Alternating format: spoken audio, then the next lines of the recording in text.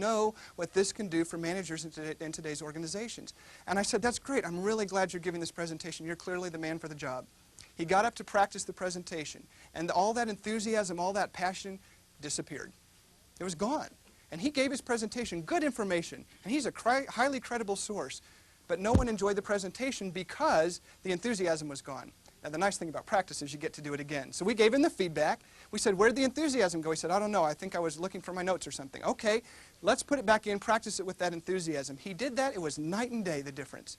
And it was a compelling presentation, same content, but a much more compelling presentation. So be enthusiastic. The second overarching attribute that I want you to have the next time you give a presentation is to be genuine. Have a genuine concern for the people in your audience. Have a genuine concern for the topic. And if you don't have that going into it, you need to figure out a way to get it. Go do more research. Go to talk to people who will be in the audience. The interviews and all those things you do in advance will help you have a more genuine approach.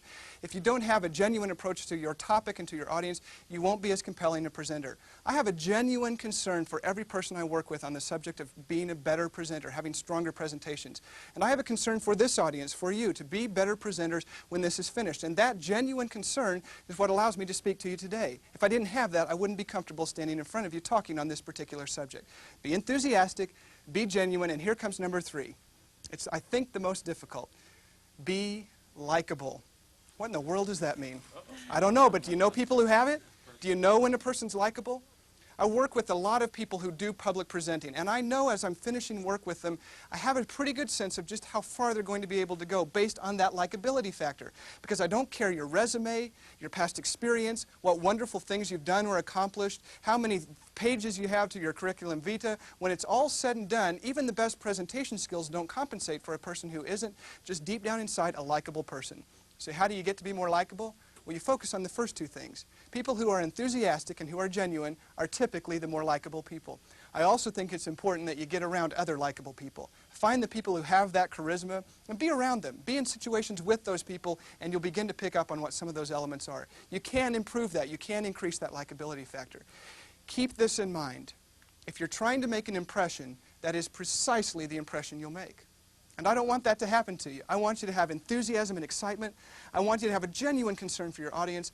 And I want you to be a likable kind of person, the person that people enjoy listening to and working with in your presentations. You will find more success in every presentation you give if you have those 2 things as your, or 3 things as your overriding factors. Think of your audience as a car. And you're in control of the accelerator and you're in control of the steering wheel. Where that audience goes, how they get there, what journey they take, what speed they go, what scenery they see along the way is up to you. You determine those things. It's entirely up to you what kind of journey they take.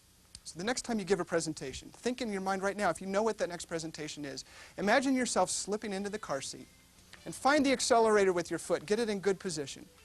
Reach out and get a firm grip on the steering wheel. Take a hold of the steering wheel. And take that audience on the ride of their lives. I'd suggest you even break a few speed limits along the way and take a few detours that make your speech more interesting. Take the audience on the ride of their lives, and here's what I guarantee will happen for you. You, too, will have the ride of your life.